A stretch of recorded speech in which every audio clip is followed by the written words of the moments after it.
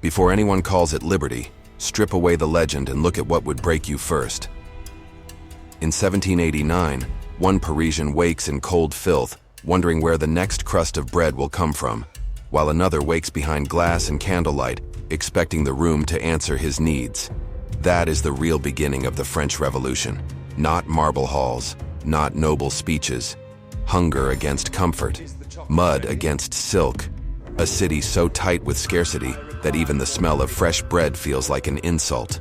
The split between beggar and noble is not abstract. It is physical. One body is trained by cold, humiliation, and the daily work of not collapsing. The other is protected from necessity long enough to mistake comfort for order.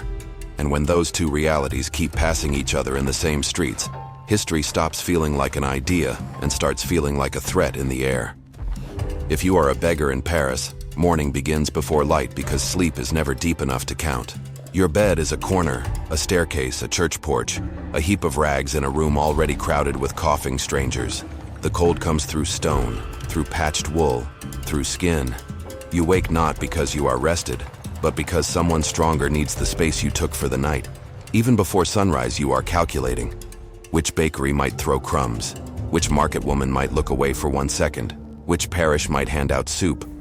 Your day does not begin with hope. It begins with roots, guesses, and the humiliating mathematics of not having enough. Before politics, before slogans, before anyone speaks of rights, your body is already negotiating with hunger. If you are a noble, morning begins with delay. Someone else feeds the fire. Someone else opens the shutters. Someone else warms water, brushes cloth, arranges lace, carries trays, removes the evidence that real life has edges and smells and hunger. Even lesser nobles, the ones without endless fortunes, still move inside a world built to protect appearance. Their rooms are quieter, their linen is cleaner, their breakfast, however simple by aristocratic standards, arrives without a fight. They complain about prices as an irritation. They discuss bad harvests as unfortunate news. Scarcity for them is an atmosphere. For the poor, it is a hand around the throat. That difference is everything. One life is organized around discomfort.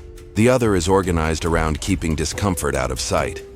That is what makes Paris in 1789 so combustible. Beggar and noble are not living in separate worlds. They are living almost on top of each other. One body shivers in the street. The other passes in embroidered cloth, close enough to be seen, envied, and judged. Misery is visible. Comfort is visible. And that closeness turns class into something more volatile than distance. It turns inequality into spectacle. It turns spectacle into resentment. It turns resentment into pressure. Outside, Paris is crowded with people who cannot disappear because poverty makes the body public. A beggar cannot fail in private. Every cracked shoe, every cough, every trembling hand is displayed to strangers who have trained themselves not to look too long. Charity exists, but it comes mixed with suspicion. Are you truly starving or merely lazy? Are you desperate or dangerous? Authorities talk about order because hunger makes them nervous. A thin man asking for bread is not only pitiable. In a city already tense with rumor, he is a warning. The poor are tolerated when they are quiet. The moment they gather, they become a problem. Meanwhile, noble life runs on distance.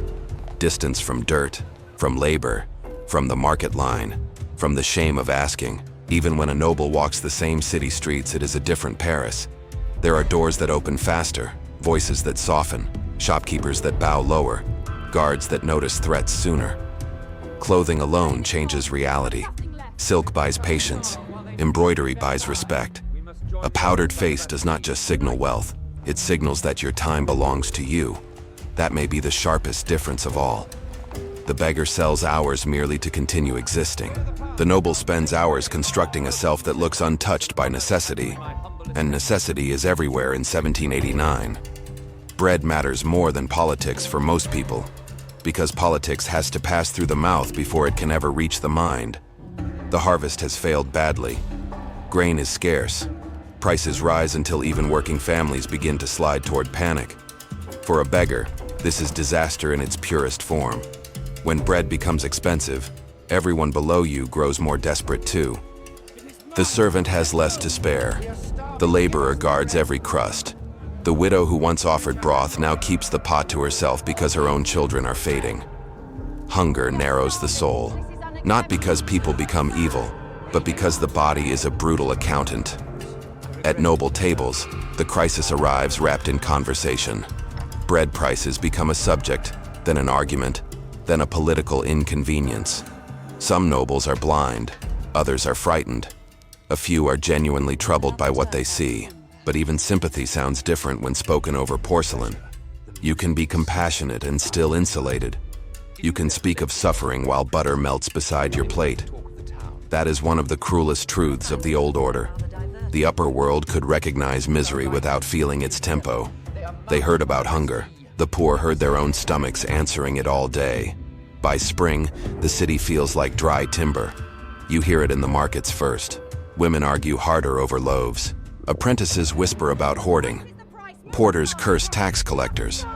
Priests hear confessions thick with fear, resentment, and fatigue.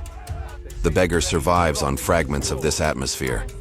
He learns where anger is hottest because hot places sometimes spill food, coins, or opportunities. But they also spill danger. Police and informers watch crowds carefully. To be poor in a restless city is to live close to punishment without ever needing to do much. Standing in the wrong knot of people can be enough. Hunger makes assemblies.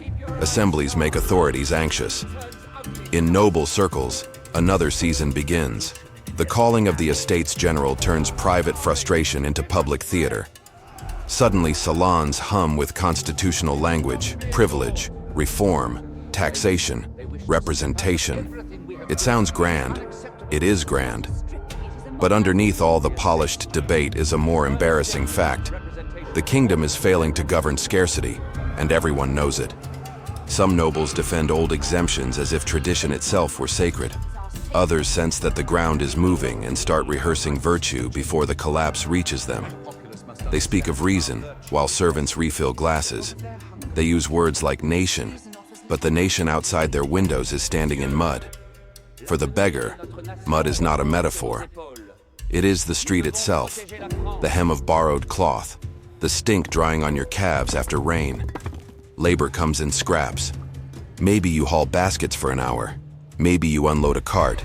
Maybe you carry chamber pots, sweep a stable, fetch water, run a message, or simply wait near a gate hoping someone rich mistakes pity for generosity.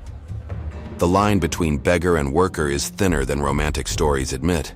Plenty of the poor drift between jobs, begging, petty trade, and quiet theft because fixed survival is a luxury. Respectability is expensive. It requires a margin. In 1789, margins are vanishing. The noble also performs labor, though of a very different kind. He must remain visible enough to matter and careful enough not to fall. Influence is maintained through visits, letters, dinners, small gestures of status, strategic friendships, controlled opinions. Aristocratic life can look effortless only because so many other hands carry its weight. Behind every polished shoe stands a servant. Behind every carriage, a groom. Behind every banquet, a chain of sweating bodies in kitchens, cellars, markets, and courtyards. The old regime depends on this hidden machinery, yet rarely rewards it with dignity. The poor make the elegance possible and are then blamed for being rough. Summer does not ease anything. Heat turns crowded districts sour. Sweat pulls yesterday's dirt back to the surface. Water goes foul quickly. Bodies press close in lodging houses and alleyways. A beggar feels every season directly, as exposure rather than scenery. When the city is hot, you cannot retreat into thick walls, shaded gardens, or country air. You rot slowly in public. And still, the visible face of poverty is only the outer shell. The deeper pain is uncertainty. Where will you sleep tonight? Will the watch drive you away? Will your feet hold? Will the bakery shutter early? Hunger is terrible, but suspense grinds longer. At aristocratic residences, summer can still mean fans, lighter fabrics, shaded walks, and news brought inward by messengers. But comfort now shares space with unease. Reports arrive from the countryside, peasants refusing dues, grain tensions worsening, local authority weakening. A noble may still dine well, Yet something has changed in the texture of privilege. It no longer feels immortal. Servants know more than before. Coachmen listen. Newspapers circulate. Pamphlets travel like sparks. The old language of superiority begins to sound less like order and more like provocation. When hierarchy is secure, it can afford ceremony.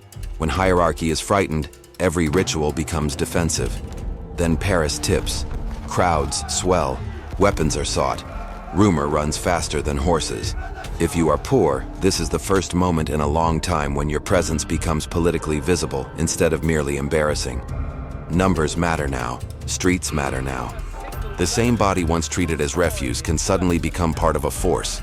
That transformation is intoxicating, but it is not clean.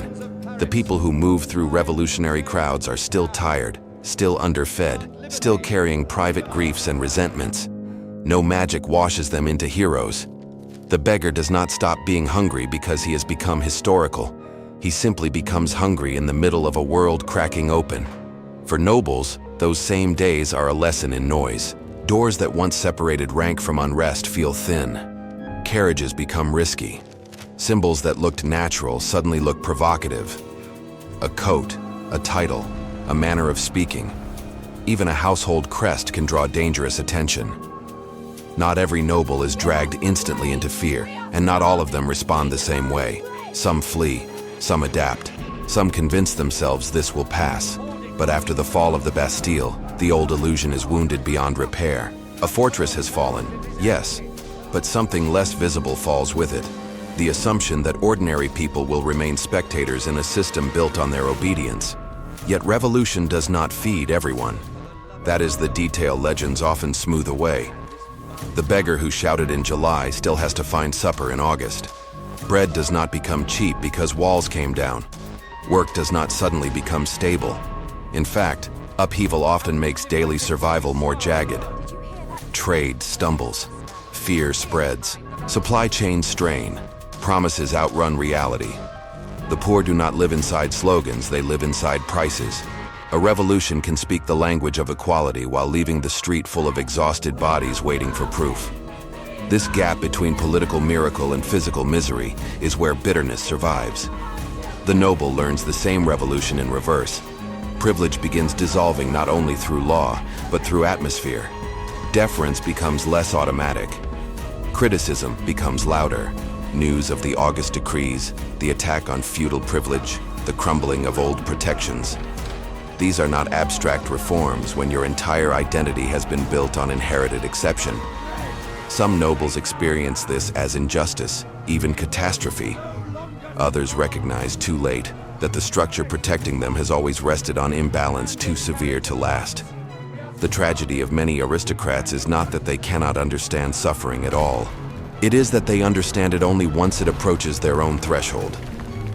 Walk into a Paris market in these months, and the whole revolution seems to fit inside one brutal scene. Women with red hands pressing forward for grain. Men pretending calm they do not feel. Children learning patience too early. Shopkeepers defending themselves against accusations of hoarding. Rumor sitting on every counter like invisible dust. For the beggar, the market is not picturesque chaos. It is trial. The smell of fresh bread is almost offensive when you cannot reach it. The sight of abundance in someone else's basket lands like an insult. And around you are always signs that wealth still exists. Fine gloves, polished shoes, careful speech, moving through the same city as if hunger were a weather pattern they might outwait. This is why class contrast in 1789 is not a simple matter of one side eating and the other starving. It is more intimate than that. The beggar can see comfort. The noble can see misery. They live close enough to witness each other and far enough to remain alien. That proximity breeds something stronger than envy. It breeds moral disgust. The poor do not only resent noble wealth, they resent the calm with which it is carried. The rich do not only fear the crowd, they fear the accusation in its gaze. Each side becomes evidence against the other. One body says the world is unjust. The other body says the world is coming apart. By autumn, the city is exhausted by suspense. Bread is still the pulse beneath everything. The women who march toward Versailles are not marching because political theory has suddenly turned them poetic. They march because scarcity has become unbearable, because children cannot dine on declarations, because royal distance now looks obscene. This is the fatal problem for monarchy in a hungry capital. Ceremony can inspire awe only while people believe it protects life. Once it starts looking like expensive separation, every polished surface becomes tinder. Silk and gold do not calm an empty stomach. They advertise indifference. Imagine the noble hearing that march approach. It is not simply the sound of a crowd. It is the sound of insulation failing. The palace, built to magnify hierarchy, suddenly reveals another truth. It is far away from need. Too far. Luxurious space can become political evidence when too many people are cramped, cold, and unfed. Even the architecture condemns its owners. Vast rooms, ornamented walls, formal gardens, all the patient artistry of power. None of it looks impressive anymore. It looks detached. And in a year when public emotion has sharpened into judgment, detachment is dangerous. Imagine the beggar hearing the same march. Perhaps you join it. Perhaps you only watch as it passes, soaked, angry, determined, carrying kitchen knives, pikes, rough voices, and months of insult. Either way, the meaning is unmistakable. For once, those who usually wait are moving. Those who normally ask are demanding. Those who are expected to endure quietly are dragging the center of power back toward the city that feeds it. That is one of the most brutal realities of the French Revolution. It was not made respectable first. It was made unavoidable first. Respectability came later, after memory had time to powder its face. Still, it would be comforting and false to turn the beggar into pure virtue and the noble into pure villainy. Reality is meaner, messier, and more useful than that. Some nobles were generous. Some poor people exploited those even weaker than themselves. Desperation does not automatically make anyone noble in spirit. But structure matters more than personality.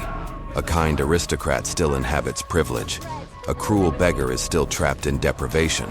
The revolution grows not because every poor person is righteous, but because too many lives are being ground down, while too much comfort remains protected by custom, law, and distance. History moves when imbalance stops feeling natural. What makes 1789 so explosive is that humiliation accumulates in layers. Taxes, dues, breadlines, cold rooms, public shame, legal inequality, petty insults, noble exemptions, clerical privilege. The beggar does not need to read Rousseau to understand that something is rotten. The body teaches the lesson earlier. Every missed meal is political in a system that still stages wealth so openly. Every bow demanded from someone already exhausted becomes a small education in contempt. Meanwhile, the noble, trained since birth to regard rank as order, often cannot tell where respect ends and extraction begins. That blindness is fatal. Systems rarely collapse because they admit too much. They collapse because they fail to feel what others are already living. And once fear spreads to the countryside, the story widens beyond Paris. Peasants attack records, dues, symbols of feudal claims.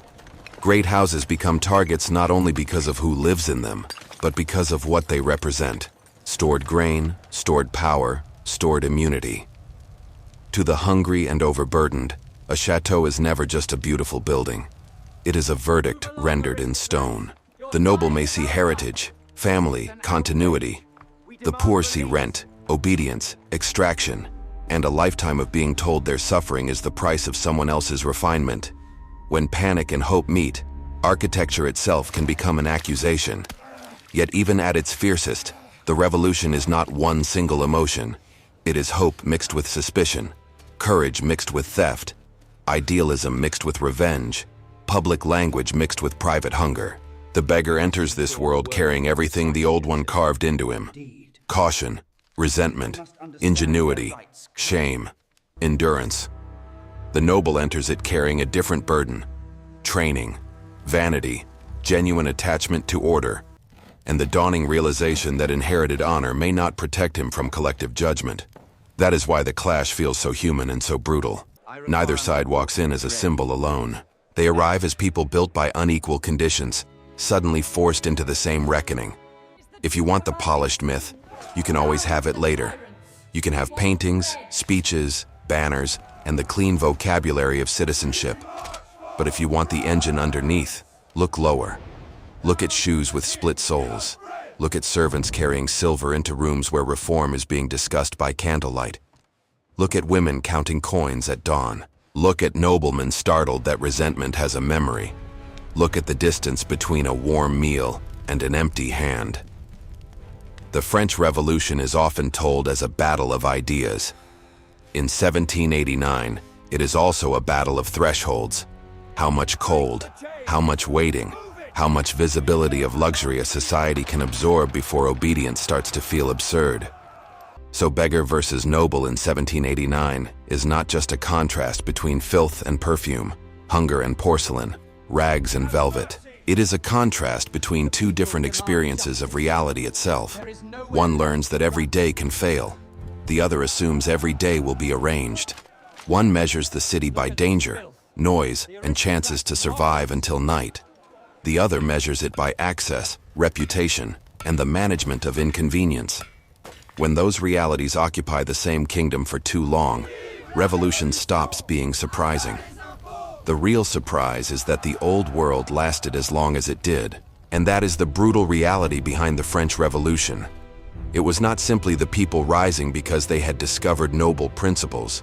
It was people whose bodies had been educated by hunger, cold, labor, and humiliation, finally colliding with a social order, still dressed as if elegance were a defense. In the end, the beggar and the noble are not separated by morality as much as by insulation. One lives with consequences immediately. The other meets them late. 1789 closes that distance with terrifying speed. Once that happens, the chandeliers still glow, the titles still sound grand, the silk still shines, but the spell is broken, and everyone can smell the smoke underneath.